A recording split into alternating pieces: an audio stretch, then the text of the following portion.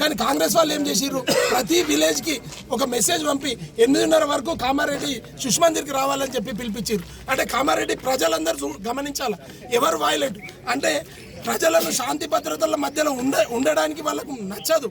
ఈరోజు సామరస్యంగా తెలుసుకోవాల్సిన సమస్యను క్లీన్ చేయాల్సింది పోయి ఈరోజు ఇంత ఆఘాతాలకు పాల్పడు.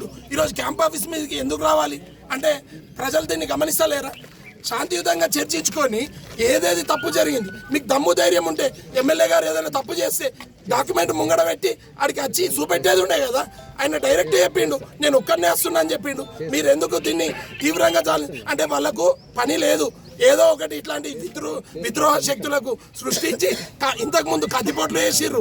ఇట్లనే కామారెడ్డిని మొత్తం అల్లకల్లోలం చేద్దామని కాంగ్రెస్ వాళ్ళు ప్రయత్నిస్తున్నారు. మేము బరాబర్ ఎక్కడికి వచ్చినా నిలదీస్తాము.